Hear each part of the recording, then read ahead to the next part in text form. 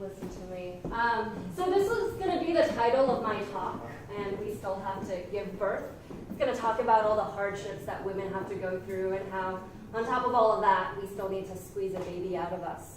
I thought that, first I thought getting your first dev job would probably be a really good topic, but I realized that all of the women today, a lot of them have already said a lot of great advice. So really I have no talk title. I guess I'm the last speaker is going to be the name of my talk. I'm the last speaker, Hiroshi.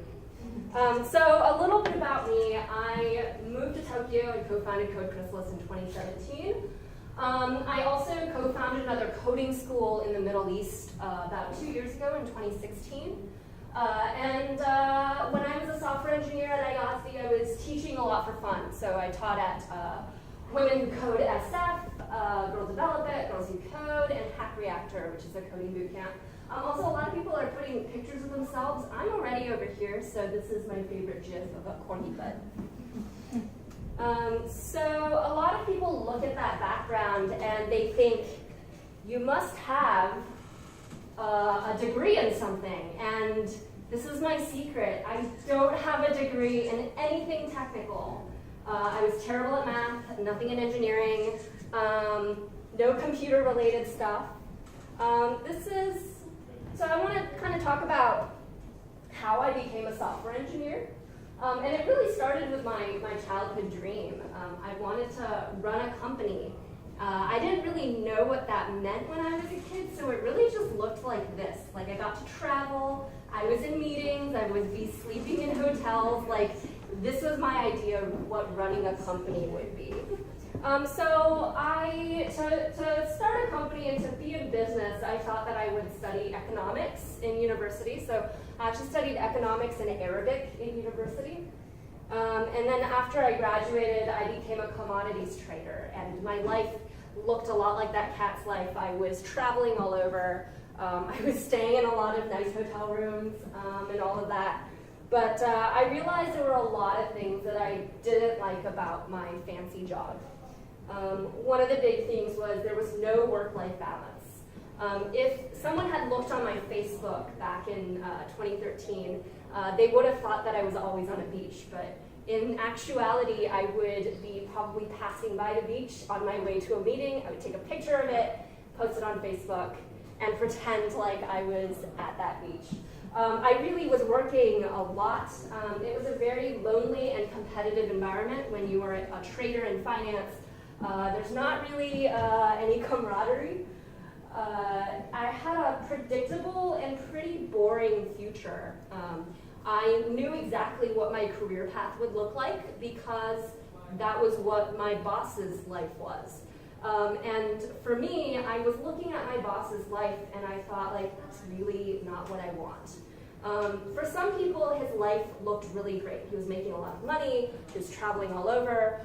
But for me, when I saw that, I thought, oh my goodness, you are not, like, you are unhappy and you are not in control of anything. And I also didn't like how status-oriented it was. When you are working in a finance company, it's a very strong hierarchy in terms of prestige. So at the top, you have investment bankers and traders, and then everyone else is the help, and they are disposable. And the way that we treated a lot of our support staff was really terrible. People were too focused on what their salaries were, what they were wearing, etc. And I really didn't like that. So I thought I would go back to my childhood dream of running a company.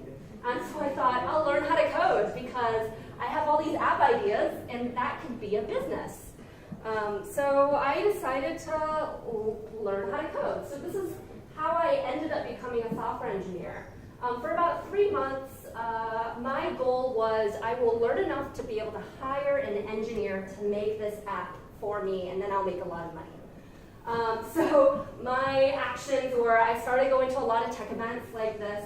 I was doing a lot of daydreaming, and I tried Code Academy. I would do something for like, it would take me 2 weeks to do it, and then I wouldn't do it for like another month. So I was wasting a lot of time. And I also had this like thought, this like really terrible mindset all the time whenever I started learning how to code or trying to learn how to code. And I kept thinking, I'm not smart enough to learn this because it's so difficult. And what ended up happening was I realized that I'm not giving myself enough time to focus or learn. I wasn't giving myself time, I wasn't putting in that effort. So these 3 months led to this kind of revelation for me. And so I started getting a little bit more serious with my coding. I was still working as a trader, but then I made a goal of like, I think I'll learn enough to make a career switch and become a software engineer first. So I started coding a little bit more consistently. So I tried to go on it do like an online program every few days. And I created myself a plan to make a fast and high quality switch into being a software engineer. And my plan was that I would do a coding boot camp. And I realized it wasn't just any coding boot camp, I wanted to go to the hardest one. So eventually I found it. I found a school called Hack Reactor. And they only took a small fraction of people. You had to test to be able to get in. And I thought, I'm going to do that because that seems like a legitimate program. But there were a lot of thoughts in my mind that was kind of keeping me from doing this career transition. And I kept thinking, this is a really crazy idea. This is too much commitment for me. Like, I don't know if I can commit to this. I thought about this a lot. I thought, I can't leave my paycheck. I worked really hard to earn this. What if this fails? Like, what if I fail in this journey? And I kept also giving the excuse of like, oh, I'm going to wait. I'm going to wait until my next paycheck. I'm going to wait until my next promotion. I'm going to wait until my next bonus because I want this amount of money in my bank account. I want that amount of money. And eventually I realized that I forced myself to think positively. This was kind of a small experiment that I did. I always had these ideas in my head, and there was nothing changing in my life. I was learning how to code a little, but I was still stuck in my job that I hated, and nothing was changing. So I forced myself to think a little bit more positively. I thought, if this is a crazy idea to change my career, then why am I staying at my job? I'm wasting my life. It's a little crazy, right? I'm committing to a job that I hate by staying here. When I thought about, I can't leave this paycheck, or I need to save a certain amount, I also realized that I wasn't putting enough effort into saving. I would always still be going out to eat, or like spending money on things that I didn't need. And so I thought, like, that's just a really bad excuse for me. And I also realized that my life is worth more than my paycheck, right? My life and my happiness is worth way more. And in terms of what if I fail, well, I also thought about what if I stay at my job? What is going to happen to my life? So eventually I came to this realization that I kept waiting for the perfect time to make this career choice. But there is no such thing as a perfect time. You have to actively make it happen. So I started going out to eat less. I was cooking more at home. I cut my fancy membership to the gym so I could save more money. I stopped going on trips everywhere. I stopped buying clothes. And eventually I saved up enough money to make a career switch. And I got enough confidence to quit my job. And that was the happiest day of my life when I did that. So I went from serious to being actually serious. So it took me 6 months to get to this realization of I need to actually do something. And in these 3 months, that was when I quit my job and I studied enough to get into this boot camp and move back to the US. After this boot camp, I job hunted for about 1 month. And in less than a month, I got a few offers and decided to join a company. And I finally became a software engineer. So for me, it took 13 months. But in actuality, it only took me about 7 months because these 2 months, I just wasted my time trying to fight with my mindset. So that's what led me to all of this stuff. That's how I ended up doing all of this, was because I made that career switch. And after all of this experience with education, I thought, I can do this even better. And that's how I started Code Chrysalis. And I thought that I could create a better boot camp. So that's about me. I wanted to kind of close up this meetup by talking about a few numbers. And this is really near and dear to my heart. There's something called the Global Gender Gap Report from the World Economic Forum.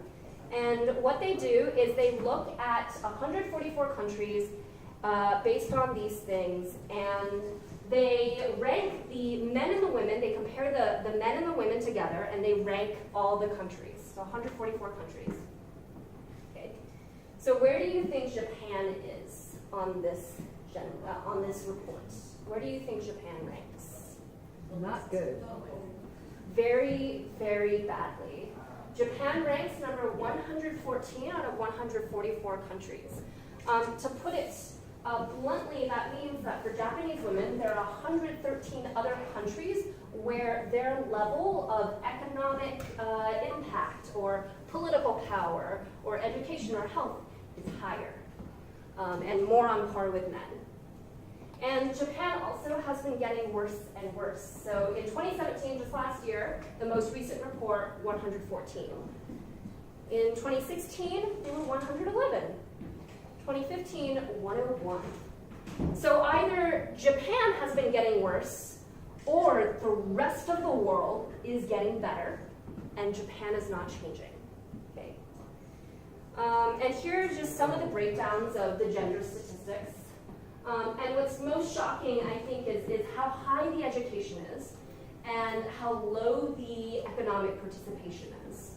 So that means Japanese women are very highly educated, and then the economy never takes advantage of their skills. The economy takes advantage of their skill up to a little less than 60%. Political power is also very low. It's less than 8%. So that means a Japanese woman here has about 8% the power of Japanese men politically. So this basically summarizes my views. Technology really dictates our world now. And women are not even 25% of its creation, right? Technology runs our lives. We are always on our phones. We are always on computers.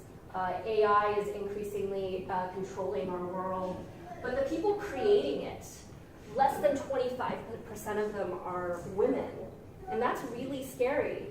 Technology is where what the new economy jobs are. So the new economy jobs are jobs that don't exist, and that didn't exist a few years ago.